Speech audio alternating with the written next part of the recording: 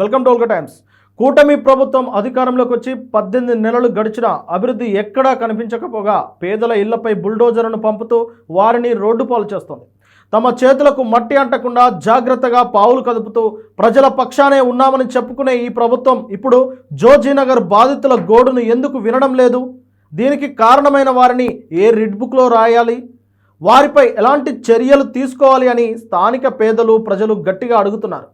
సుప్రీంకోర్టులో కేసు విచారణలో ఉండగా ముందస్తు నోటీసులు ఇవ్వకుండా స్టే ఆర్డర్ ఉన్నప్పటికీ ఇళ్లలో మనుషులు ఉన్నా పట్టించుకోకుండా బుల్డోజర్లు నడిపించడం పట్ల ప్రజలు మండిపడుతున్నారు. ప్రజలు చస్తే మాకేం, బతికితే మాకేం, మా అధికారమే ముఖ్యమన్నట్లు కూటమి వ్యవహరిస్తుందని విమర్శలు వెల్లువెత్తుతున్నాయి.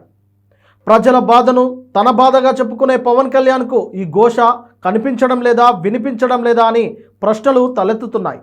మేము ఇక్కడ 25 ఏళ్లుగా ఉంటున్నాం, ఇప్పుడు ఎక్కడికి వెళ్ళాలి అంటూ బాధితులు కన్నీళ్లు పెట్టుకుంటున్నారు. పేదల ప్రభుత్వం అని చెప్పుకునే ఈ సర్కార్ వారిని రోడ్డు పాలు చేయడం ఎంతవరకు సమంజసమని ప్రజలు అడుగుతున్నారు.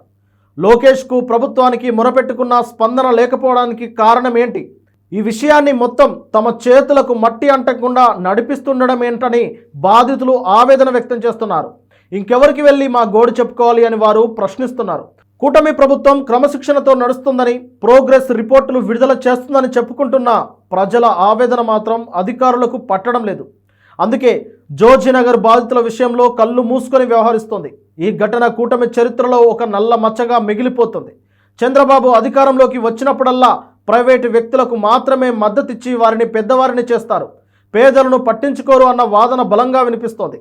సెటిల్మెంట్లు ఎక్కడ జరిగినా టీడీపీ నేతలకు మాత్రమే లాభం చేకూరుతుందని, జోజీనగర్ భూముల రేట్లు భారీగా పెరగడంతో, చాటుమాటు వ్యవహారాలతో ఇల్లు కూలగొట్టి ప్రజలను కట్టుబట్టలతో రోడ్డు మీద నిలబెట్టారని వైసీపీ శ్రేణులు, ప్రజలు, బాధితులు విమర్శిస్తున్నారు. ఈ ప్రజల రోదనలను విన్న మాజీ సీఎం జగన్ ప్రభుత్వాన్ని తీవ్రంగా నిలదీస్తున్నారు. బాధితులకు పక్కా ఇల్లు కట్టించి ఇవ్వాలని డిమాండ్ చేస్తున్నారు. లేదంటే రాబోయే రోజుల్లో డిజిటల్ బుక్లో ప్రతి ఒక్కరి పేరును నమోదు చేసి తమ ప్రభుత్వం వచ్చాక ఆ లిస్టును బయటకు తీస్తామని హెచ్చరిస్తున్నారు. బాధితులకు న్యాయం జరిగే వరకు అండగా ఉంటారని జగన్ హామీ ఇచ్చారు.